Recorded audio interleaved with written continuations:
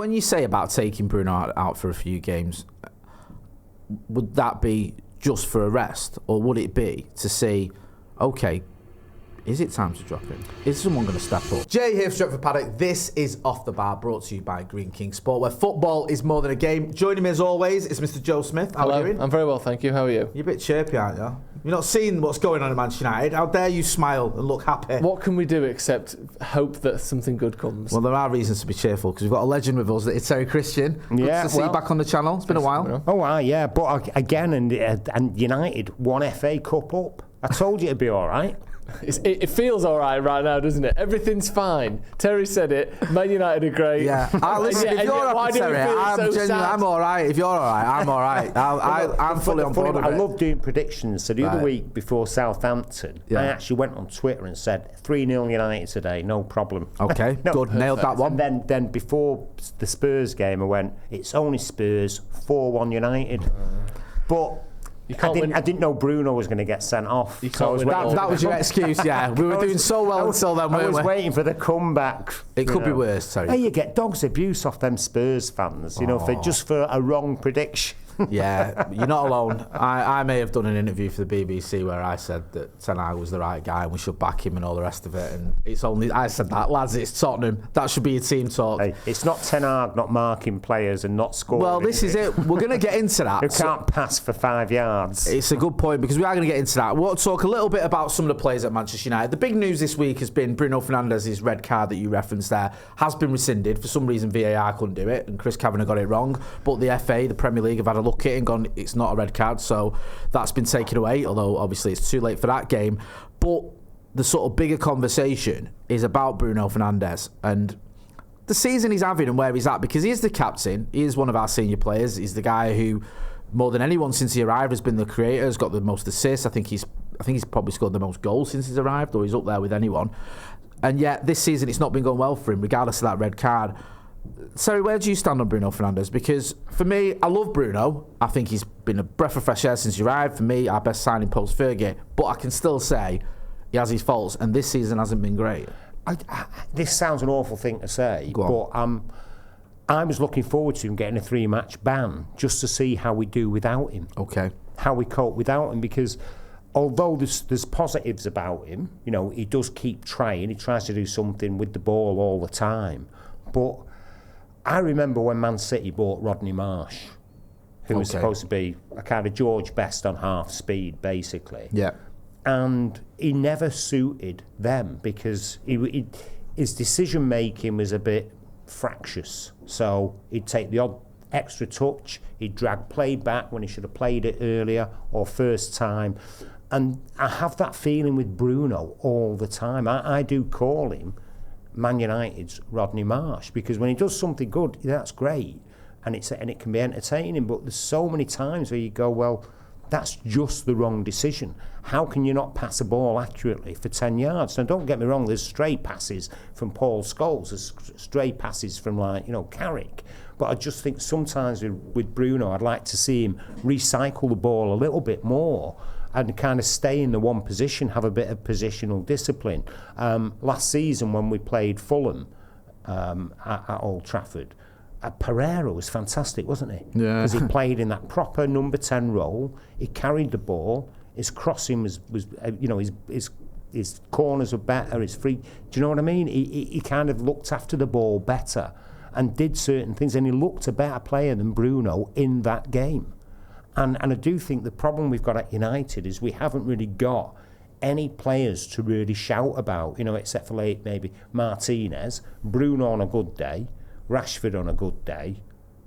Even Garnacho, I worry about his first touch. I worry about his lack of pace and his decision making. But it's, they're all so young, so they're under so much pressure.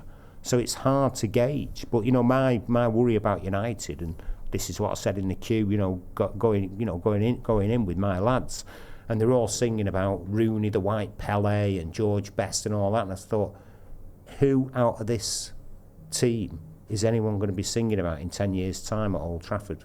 It's a fair question. Me and you were speaking the other day, Joe, about this, and about not just Bruno, but about having that core sort of leadership group, or those players that you can rely on. Terry there mentioned on his day, and I keep saying this on his day FC. Rashford on his day, Bruno on his day. There's a lot of players on a day who are outstanding. We saw that in the FA Cup final. When these players step up, they can step up and go toe-to-toe with anyone. We saw it in Ten Hag's first season against the likes of Arsenal and Barcelona and all the rest of it.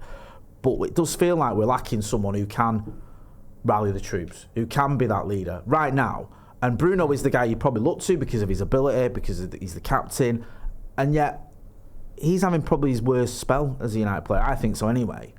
What do you think's going on?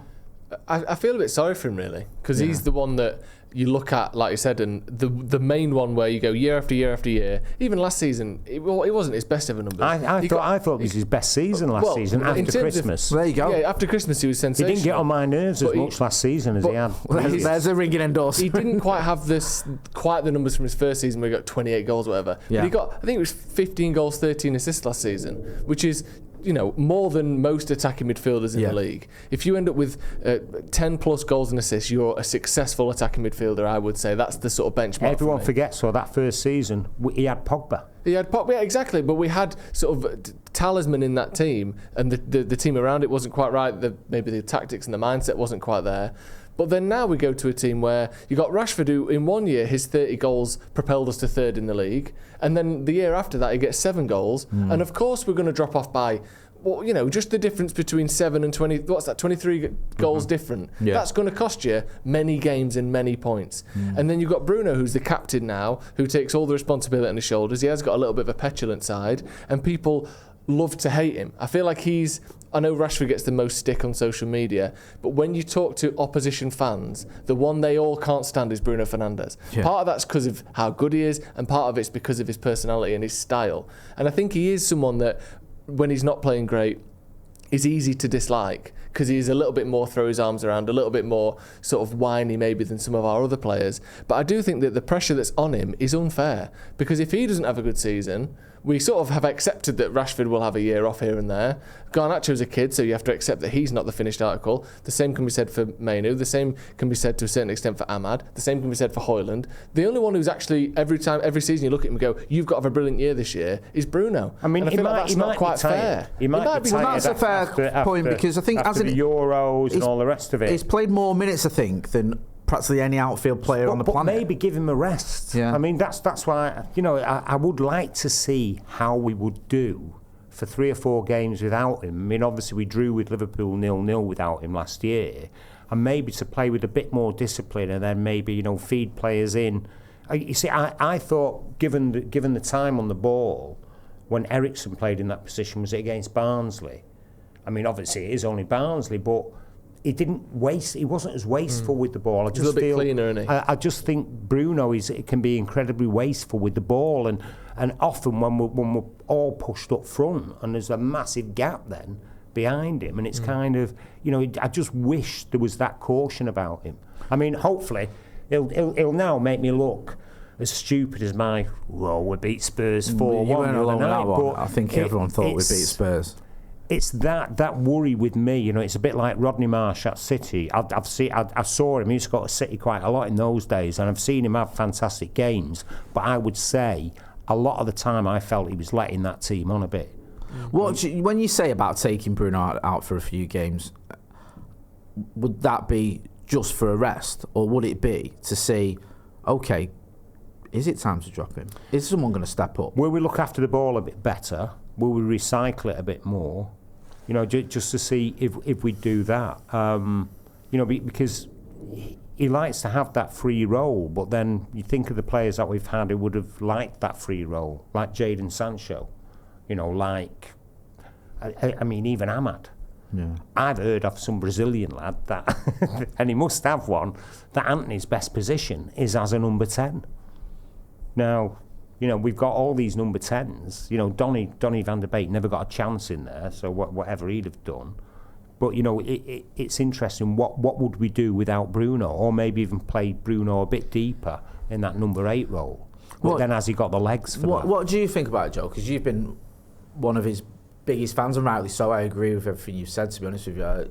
like Bruno Fernandes has been a great player for us, but there is an issue there. What do you think is the solution? So you're saying there, maybe take him out, maybe give. I mean, it sounds like I'm blaming him for all the ills of United. I'm not. I'm just saying that I don't have a massive amount of faith in him the way I would Roy Keane or Brian Robson of being that player who will turn up in every game. You mentioned about leaders before, and you've said this before, Jay, is that Roy Keane, whilst he's one of the greatest leaders, probably the best in my lifetime at Man United, was never in a team that didn't have at least 3 or 4 other fantastic world-class leaders in there. He either had the players from the 90s, the Inces, the Cantonars, the Schmeichels, or he had the Nevilles, the Scholesers, the Beckhams, whoever's. He had fantastic players. Who's Bruno got? Maybe Martinez is one where you can look at and go, you know what? He's got a bit of a... You know what Roy Keane didn't do that? Bruno does. What? He'd pass it accurately. Yeah, but I get for that. 10 yards. But I get that. Bruno, too many. For a player who's kind of lauded for his passing ability, at times his passing is absolutely atrocious. Do you think there's an element of him trying to force it, though? Because at times, I think, obviously Bruno Fernandes can pass a ball from 5 yards. And there's times when you can see he's almost like, right, I've got to try and make something happen here. I've got to try, you just talk about recycling possession and keeping hold of the ball. At times he's like, I've got to try that Hollywood pass almost, because it's on me, it's up to me. You mentioned there when he had Pogba alongside him, maybe he felt a little bit less pressure there because Pogba could pick those passes as well. But now it feels like it's all on Bruno. Yeah. And I think like that sometimes can go against him, because at times you don't need that. You don't get me wrong, you do need someone to create, but at times you just need to maybe. We saw it against Spurs before he got sent off. There was a spell where we needed to calm it down. We needed to chill out a bit. I know we were chasing the game, but it was like, look, it was 1-0, and we were playing like it was the 90th minute. And I was just like, we're giving the ball away too cheaply. Just someone needs to put the foot on the ball. That's nerves, isn't it? Yeah, and just calm it down a bit. And we weren't. And Bruno was part of that as well as other players. I don't know. What do you think? If you're Erik Ten Hag now, well, Spurs weren't letting it. Weren't letting us put our foot on the ball, and then you looked at Agati. My thing, even with my lads, I had one of my lads was really excited about Agati coming. The other one was like a bit with me, where we were going, didn't you see him for PSG when they played Newcastle and lost 4-1? I mean, not many teams can beat Newcastle, to be fair. Even City can't, so that's true. Listen, the jury's out for you, guy. I didn't watch enough. I mean, it's too early. Yeah, I'm not going to. I didn't really watch him at PSG, and it's too early to see. I think for what you've seen in the Premier League so far, you've got to have a little bit of faith, I suppose. But my question with Bruno is, what do you do? What do you do if you're Erik Ten Hag? Can you realistically drop Bruno Fernandes? I wouldn't. Play him at centre forward and play Xerxes. We tried that the 10. first few games, didn't we? Well, do you know what? You say that. I mean, don't think that's... he wasn't centre forward as such, but he was a false 9 in the FA Cup final, wasn't he? He was the furthest player. And you can remember that time you mentioned there about when he first came in and when Pogba was there and all the rest of it. There was times when Rashford and Martial would be dropping deep and round wide. Well, they were out injured. Like we didn't have any strikers, did we? Martial was out injured, and I think Rashford was missing as well. Maybe he's just having a bit of bad form. I don't know. I don't necessarily think it has to be much more than that. He creates, most seasons, he creates the most chances in the league. I don't trust these kind of stats things. I mean, if you keep flinging about a million balls in a game, then one of them is going to create a chance. People accuse Alexander-Arnold of doing that, don't they? Where he'll just, every time he gets the ball, he's whipping it to the back post, and eventually you're going to get a few assists. I think I'd prefer Alexander-Arnold putting the ball in than Bruno, to be fair. It's when they're all filming corners at Old Trafford, all the kind of day trippers around you. He's not having that many. When was the last time he scored from a corner? Honestly, I think what frustrated me on the weekend as well is Christian Eriksen, who I love, came on and delivered 2 of the worst dead balls I've ever seen. It was like, what? It's like, genuinely, I think it hit the first man at his knee. I was like, Randy me a nanny. I was like, what is going on here? Something in the water at United, or what? Have you all just forgotten? Mason Mount. Honestly, it is baffling. I think what we need is more midfielders and more defenders, don't we? We don't want to do what that Jurgen Klopp did and buy forwards all the time who can score. They're overrated. But that is a point though as well, that the players who he's playing around and him having to do all this.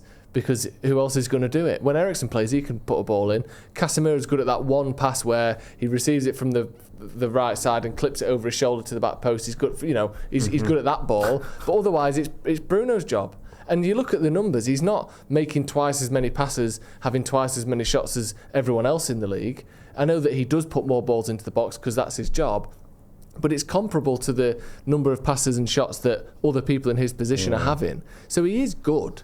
There's no question that he's good, and it's not just a case of, well, if you put throw enough shit at the wall, some of it's going to stick, because there's a lot of quality there. And every single season, pretty much, other than the years where Rashford will have a spike, or whoever it may be will have a spike, he's usually leading the goals and assists at United at the end of the season. So he's a great player. And I think we need to try and do more to get the best out of him, rather than he's having a bad spell. How do you do that? I mean, he's signed so many midfielders. Yeah. And it's all so that he can play where he plays, and so we have to use 2 defensive midfielders a lot of the time. And it's kind of really, if he was a bit more disciplined, I don't think you'd have to do that. And again, I like Ahmad. I prefer Ahmad on the right. I think Garnacho needs to sit it out and maybe come on as an impact player on the left where he's better. But we'll see. Ahmad actually looks like a United player. I love Ahmad. I do. I'd love to see him getting a run in the side. Garnacho, I think, is wholehearted and good, but it's again his first touch sometimes and his decision making. I think this has been going on far too long at United, Old Terry, with youngsters. We're pleased to announce that once again, Off the Bar is sponsored by Green King Sport, where football is more than a game. United play Villa at 2 o'clock this Sunday, so if you haven't got a ticket to the match, do the next best thing. Get your mates together and go to your local Green King Sport pub to catch all of the action. If you use the Green King Sport app, you'll be able to find the nearest pub and you'll get 10% off drinks for the entire game. And if you've not signed up already, when you do sign up, you'll get a free pint. We've linked the app in the description. Obviously, you don't have to go searching for it. Just click the link in the description and go and check out Green King Sport. Thank you once again to Green King Sport for sponsoring the show. How many games did Garnacho start last season? Yeah. 29 on a spin he started. And he was 20 years old. Other top clubs don't do that. They don't. Foden still ain't guaranteed to start for City. And he's 25 now. He's 25 and he won the PFA Player of the Year last year. And he hasn't started 4 games in a row. Here's what I think about Foden. And I said this before the FA Cup. And I said this before England, he doesn't like it when the opposition play tough against him. Right. He doesn't. He can disappear for huge periods of the game. Then. Yeah, he's not like. He's got a bit of not the Bruno thing in the same way, but you could accuse him of some of the things Bruno gets accused of, which is he can get sort of distracted or pushed out of the game, or his decision making goes. Especially, I agree with that. The England stuff, how he's never been good for England is baffling. That sort of goes down to part of the problem though at United. It's not Bruno on his own. It's the fact that we haven't got these other players that step up. We mentioned Phil Foden doesn't even necessarily get any. I know he push comes to shove, he probably would if it was a bigger game, but he's not always guaranteed to start recently. No. Jack Grealish is another one City have got to pay 100 million for. He's not guaranteed to start. His best position is as a number 10 anyway, isn't it? And also you look at Arsenal, they've had players that dovetail sometimes. Gabriel Jesus will come in, Martinelli will come in and get dropped, Trossard will come in and get dropped. There's all this rotation of different options, or Saka will step up, or someone else will, Odegaard will step up. At United, we don't seem to have that in a minute. Liverpool have got, you look at Salah and the amount of goals he gets. If he's not scoring, then all of a sudden Diaz is weighing in with goals. Yeah, but he was clever like that, Klopp, and he did what Fergie used to do. Fergie made sure we always had lots of striking options. Yeah. I mean, I'm surprised United didn't take Welbeck when he was on a free. Don't get me started on that. That'd have been a dream come true. Well, but just seems crazy to me because he's still scoring goals, isn't he? Well, he was a very underrated player. His career suffered because he could play on the right, on the left, or through the middle, and because we had like Van Persie and Chicharito and Rooney, he wasn't going to be able to play through the middle that much at United. So we never saw maybe the best of him as a striker. Then of course he went to Arsenal and the injury problems. But I think that is it with United. We did need to sign an Ivan Toney or a Harry Kane. We do need more goals in the front line. We need reliable, and then Xerxes and Højlund are under less pressure. And I think, because that's a very heavy shirt to wear, and lack of goals was the reason we were relegated in the year that we were relegated, because we were fine. Our back four, they all went off to the World Cup with Scotland. Don't laugh, no, but that was a decent Scotland side. Yeah, they drew 0-0 with Brazil. They only conceded one goal in that whole tournament, and it was like, so, and that was a penalty. So it was kind of, United just didn't score enough. I think there was only the top 3 who conceded less goals than United that season, and we got relegated. Scoring goals is so important. Well, I mean, it's obvious to say, but Klopp knew that, so he's buying Gakpo, Nunez, Diaz. Do you know what I mean? Jota. He's got Salah, he's got Jota. But we've not been doing that. Yeah. You know, and that's the worry for me. And it's kind of, obviously, you know, we had Jadon Sancho, he didn't work out for whatever reason. But that still guts me, because I would have liked to have seen him get a bit of a run in the side. Definitely, I think with Rashford, he looks a lot brighter now. He's looking better. I thought he had a good FA Cup. He had a few good games towards the end of last season. I thought he was really good. Probably our best player against FC 20 as well. I know we drew the game. Yeah. But he looked one of the, like, whenever he got the ball, he was sprinting forward with it rather than sort of doing that kind of touch and jog thing that he sometimes does when he's not confident. He was actually going for it, doing skills. Like, he looked confident, and then all of a sudden, you know, we've lost the game to Tottenham and everything seems like a disaster. I thought he was. I mean, again, against Tottenham, we had that period where, you know, we almost might have scored, with 10 men. And that wasn't Tottenham sitting back. That was us. And had we scored then, who knows what would have happened. So I'm not as despairing as everyone else is. I mean, remember how poor Arteta was at Arsenal for 2.5 years, really. Yeah. Klopp wasn't that great, was he, at Liverpool for like the first couple of years? People forget that. Do you remember when we went... And I mean, Ten Hag hasn't been great, but we've won 2 trophies. Yeah, there was a time... And we've won them in a more entertaining way than the Mourinho trophies that I'd send back tomorrow. with pure shame around me. I mean, I'll take any trophies, to be honest. Yeah, me too. I'll take those trophies. You've got higher standards. You've got, I hate him that much. I hate Jose that much. Why? Really? It's just the worst manager United have ever had. What, in terms of his personality, into play style, what reputation? Playing style, the fact that he had a squad that could have won the league. Yeah, he inherited Rooney, Carrick. He inherited a decent squad. He's the one who ruined it and had him not playing football. Interesting. Do you know what I mean? Look at the midfield he had.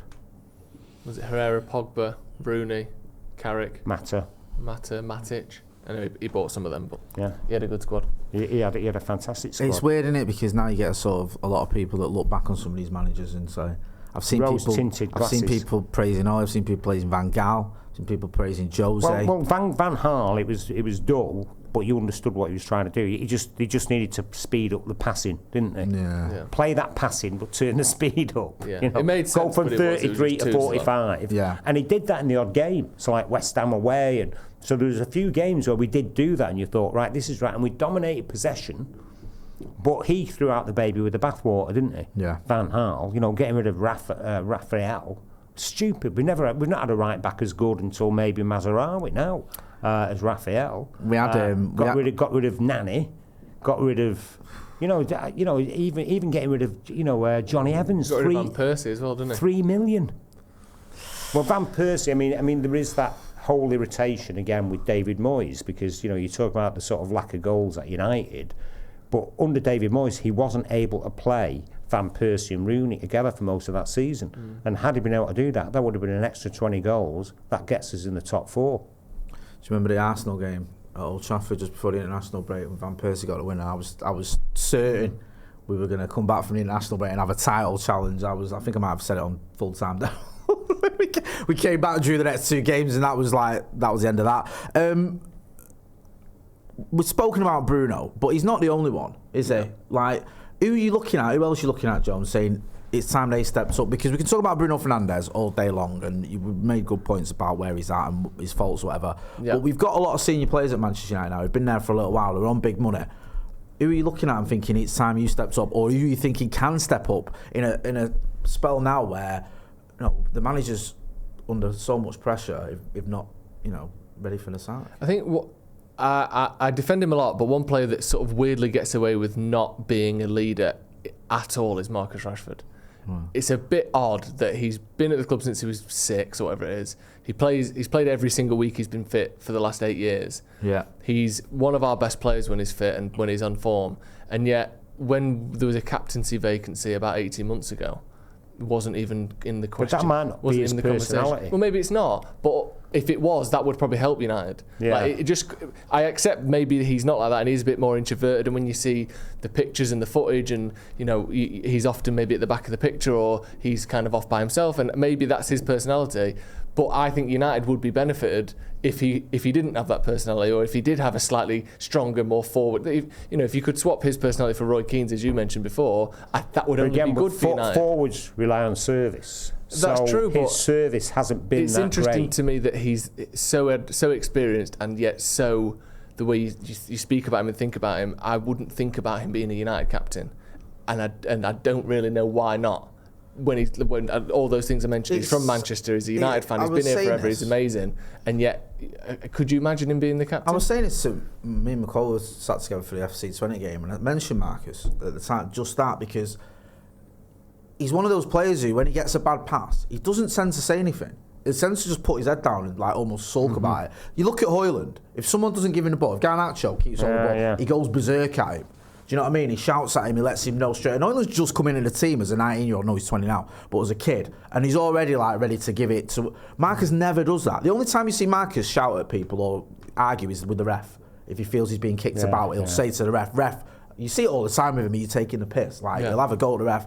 But he's I can't recall seeing him, and people say he throws his arms about and does that, but he doesn't shout at his teammates. He never does that. He always, when he gets a bad pass, he might mutter something to himself or throw his arms about, but he won't say, Anthony kept doing it in that first season. He never said anything to him. Garnacho does it. I think it'll be interesting. It's not his personality.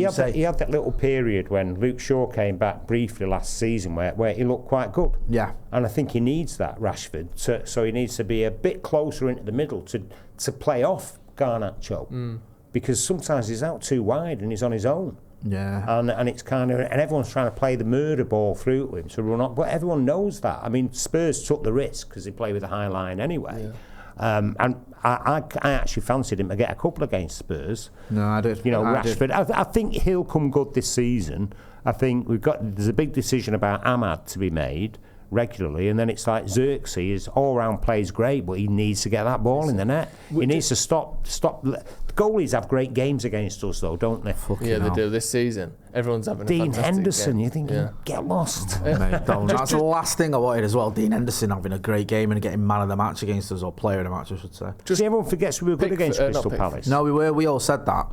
And I think that's the problem. I think Ramsdale as well had a great game, didn't he? You can get away with it for a little while of playing well and not getting results, but then eventually people start just going, look, it doesn't matter how well you're playing, and obviously Spurs going to play well. Before we just on Rashford, one more thing. No, please do. I don't mean to be overly critical and try and change his personality, because I think it's safe to say, Joe, can I just say this with you?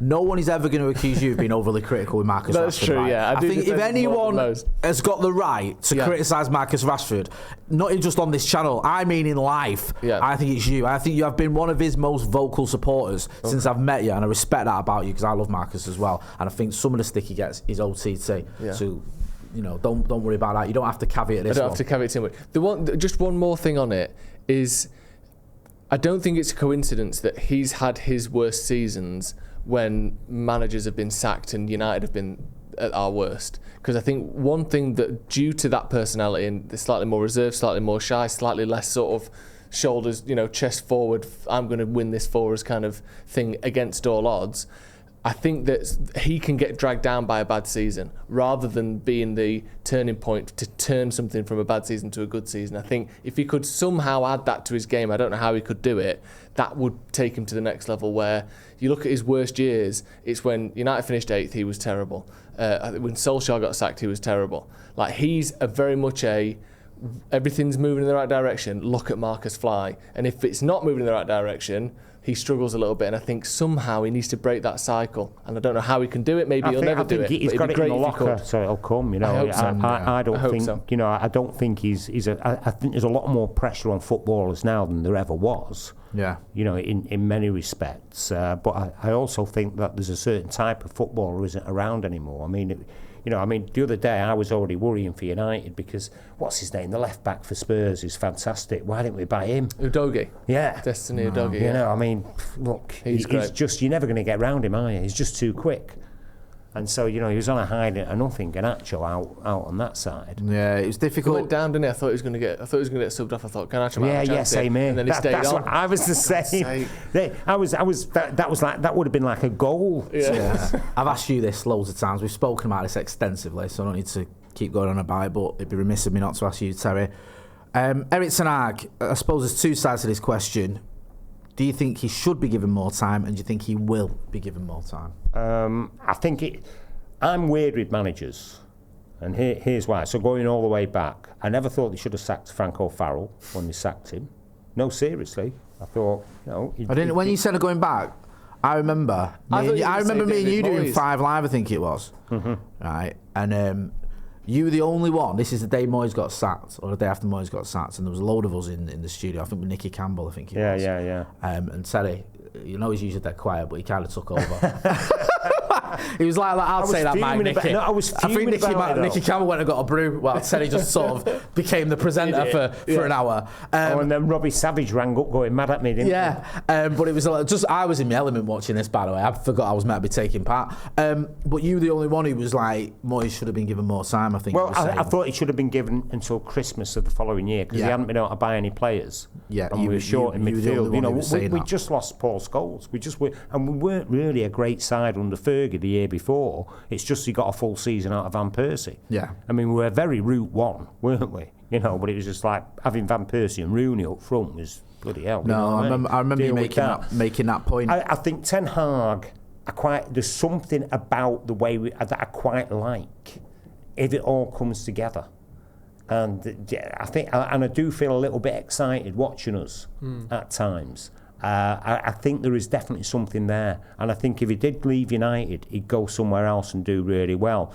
I have the despairing moments where I go, what have we bought all these players from the Dutch league for? They should be playing Droylsden or something. But you kind of go, hang on. If he gets the right players, we've been very badly run for years, United. But you've got Mainu coming through. You've got all these young players coming through.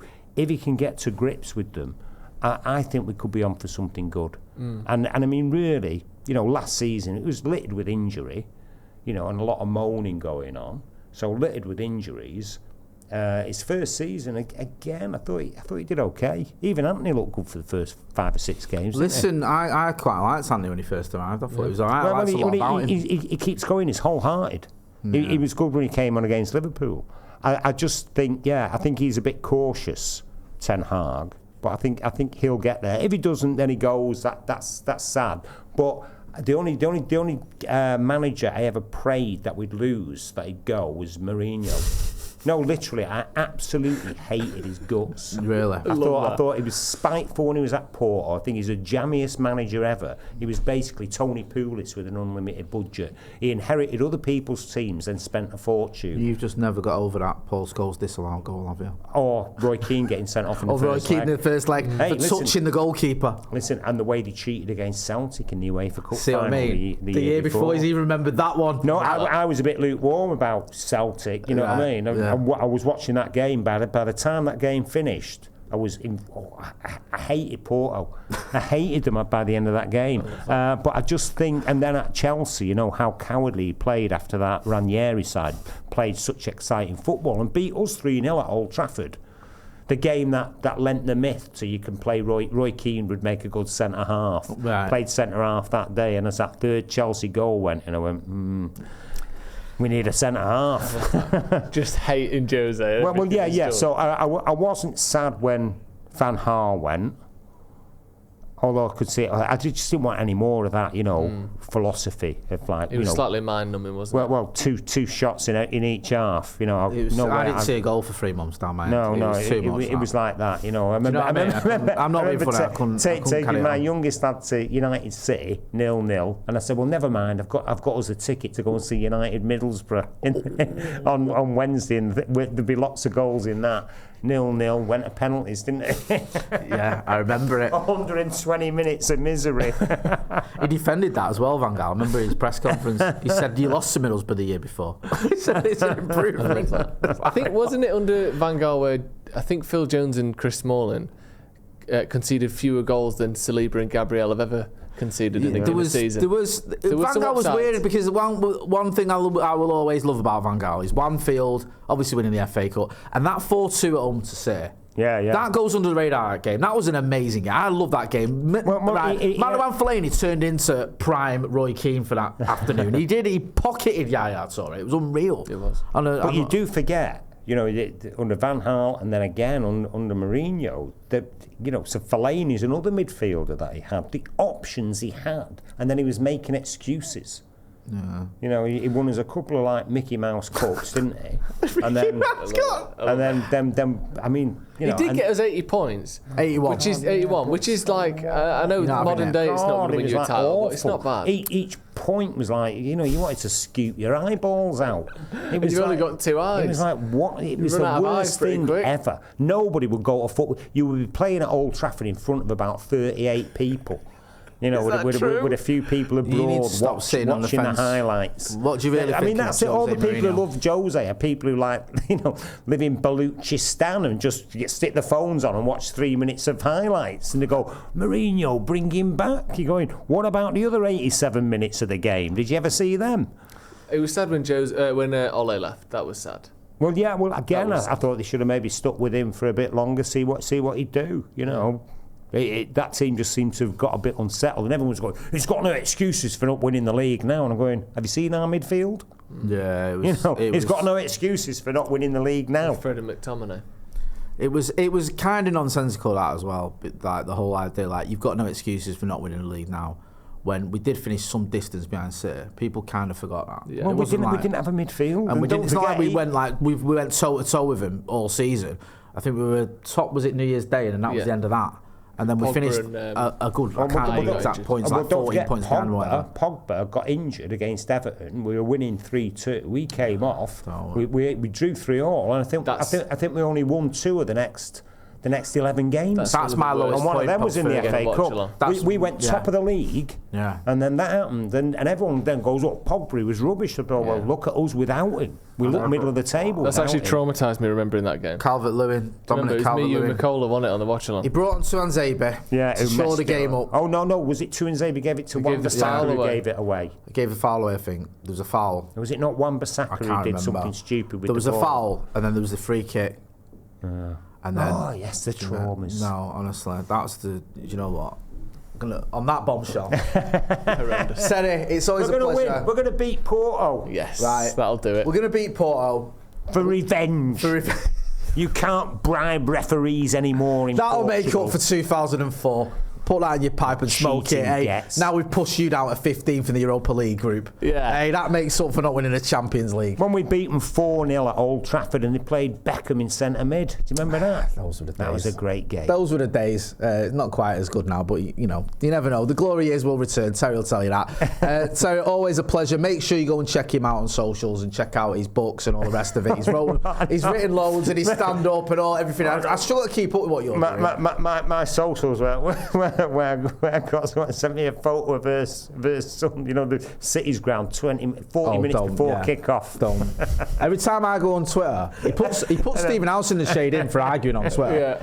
Don't mention the words Brexit to him. That's traumatising. Right. You know where to find Senate. You know where to find Joe as well. Go and check out Slob Joe's podcast. You know where to find me. Big thank you to Green King Sport for sponsoring this podcast. That's been Joe Smith. That's been Terry Christian. I'm Jay Moy. Thanks for watching.